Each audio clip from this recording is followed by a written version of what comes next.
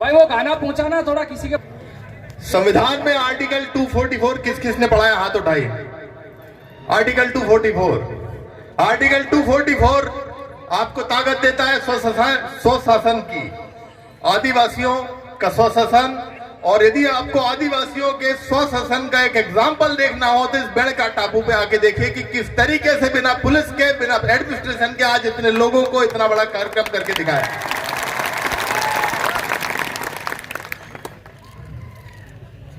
ये जो धरती है, सोम, माही और जाखम नदियों का जो संगम है, जहां पर ये जो बेड़का टापू है, मैं इसको बेड़ेश्वर नहीं कहूंगा क्योंकि शुरुआत अतिक्रमण की नाम से होती है। जब बेड़ के साथ ईश्वर जोड़ दिया जाता है तो बेड़ेश्वर होता है। मैं बेड़ेश्वर नाम नहीं बोलूंगा, मैं इसे बेड़का टापू ही बोलूंगा। और ये बेड़का टापू आदिवासियों का स्वाभिमान का, आदिवासियों की अस्मिता का और आदिवासियों की पहचान का एक सबूत है। एक वो भूमि है जो हजारों साल से, जो बेड़का भील, जो मावजी महाराज है, ये उनकी कर्म भूमि है। और इस कर्म भूमि को हम लेकर रहेंगे। और इस मंच से मैं आज राजस्थान के मुख्यमंत्री को चेतावनी देना चाहता हूं कि अपने राजस्व रिकॉर्ड में कलेक्टर को आदेश दे दो कि ये जो भूमि है इसको राजस्व रिकॉर्ड में आदिवासियों के नाम कर दे। और सिर्फ इस भूमि से काम नहीं चलेगा। जो संविधान में आपको पावर दिए हैं वो टीएससी के अंदर दिए, ट्राइबल एडवाइजरी काउंसिल। जो ट्राइबल एडवाइजरी काउंसिल है, हमको डमी काउंसिल नहीं चाहिए। हमको ऐसा अध्यक्ष नहीं चाहिए जो चीफ मिनिस्टर जिसका चेयरमैन हो। उदयपुर का जो टीएससी का कार्यालय है उस पर भील प्रदेश और इस आदिवासी परिवार का कब्जा होना चाहिए। कम से कम 80% पोस्ट जो है, कम से कम 80% जो पोस्ट है वो आदिवासी परिवार के लोगों को आपको दी जाए। और आप लोग तय कीजिए कि अध्यक्ष कौन होगा। मैं आपसे वादा करता हूं कि 2023 के पहले वो आदमी टीएससी का चेयरमैन होगा। मेरी उच्च स्तर पे बात हुई और मैंने उनको बोला है कि जहां जहां पर टीएससी का गठन हुआ है वहां पर चीफ मिनिस्टर टीएससी का चेयरमैन नहीं होना चाहिए, वहां पर चेयरमैन आदिवासी समाज से होना चाहिए। और जो टीएससी की पावर मैं आपको बताना चाहता हूं कि टीएससी कैबिनेट से भी बड़ी होती है। कैबिनेट को जो पावर होते हैं उससे कहीं ज्यादा पावर अनुसूचित एरियो में टीएससी को दिए गए संविधान के अंदर। लेकिन कोई भी माई का लाल, कोई भी राष्ट्रपति, कोई भी राज्यपाल, चूंकि ये चंगू मंगू हैं उन सरकारों के, उन चट्टों के, तो ये इनको जमीन पर नहीं उतरने देते हैं। गवर्नर क्या कर रहे हैं? गवर्नर एक संघ परिवार की गुलामी कर रहे हैं। राष्ट्रपति क्या कर रहे हैं? संघ परिवार की गुलामी कर रहे हैं। हमको बड़ी खुशी हुई थी जब द्रौपदी मुर्मू जी का नाम आया था, लेकिन जब हमने देखा कि एक शंकर मंदिर में उनको झाड़ू लगाते दिखाया गया, क्या दिखाने चाहते हो आप इस आदिवासी को? किस तरीके से आप दिखाना चाहते हो? हमारी खुद की संस्कृति है, हमारा खुद का धर्म है।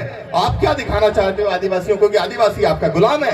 इसी गुलामी से आदिवासी को नफरत है, इसी गुलामी से हमें नफरत है। और हमने जिस तरीके से अंग्रेजों को भगाया उसी तरीके से इस बेड़ेश्वर टापू से ये जो लोग हैं आज बड़ी सुरक्षा कर रहे हैं। देखिए आप वहां पर मंदिरों की, इनको डर है कि कहीं आज कब्जा न कर लें। हम लीगली कब्जा करेंगे, लीगली कब्जा करेंगे इस धरती पे। और एक बात और मैं बोलना चाहता हूं, मुझे पता चला कि यहाँ पर पाखंडवाद के खिलाफ बोलने पर एफआईआर दर्ज कर दी गई। अरे पाखंडवाद के खिलाफ बोलने की आजादी तो संविधान देता है।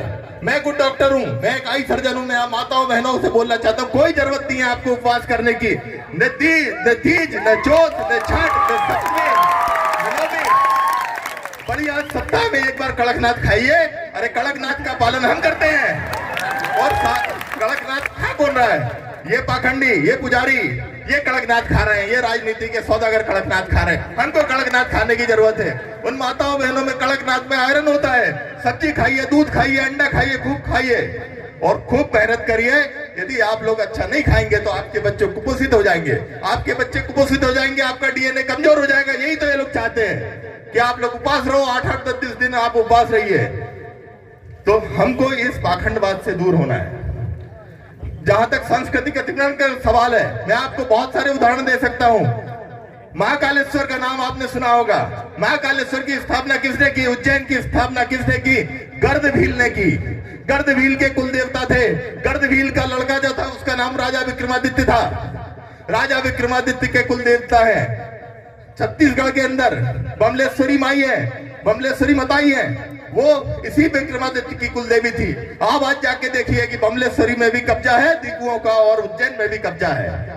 ओमकारेश्वर के अंदर, ओमकारेश्वर की स्थापना राजा मंदाता जो थे नाथू भील ने ओमकारेश्वर की स्थापना की। आज आप ओमकारेश्वर में जाके देखिए, ओमकारेश्वर में उन्हीं लोगों का कब्जा है। तो यदि आप लोगों ने आवाज नहीं उठाई तो धीरे धीरे कर आपके जितने भी आस्था स्थल है, 90% जो आस्था स्थल है वो पहाड़ों पे है। और पहाड़ों पे कौन रहता था? आदिवासी रहते थे। वहां जो देवी देवता किसके हैं? आदिवासियों के हैं। साले ये यूपी बिहार के पंडे कहां से आ गए? हमारे संस्थानों पे, हमारे आस्था स्थलों पे हमको कब्जा करना होगा। हम संवैधानिक तरीके से, हम जो लोग हैं संविधान को मानने वाले लोग हैं, हमको मजबूर मत करिए कि हम बिरसा मुंडा और टंट्या भील के रास्ते पे जाएं। हमको चुपचाप हमारे अधिकार, हमको चुपचाप हमारे आस्था स्थल सौंप दीजिए। नहीं तो ये आदिवासी अभी तो जागा है, जिस दिन उठ खड़ा हुआ आप लोग भागते फिरोगे। जय जोहार। बहुत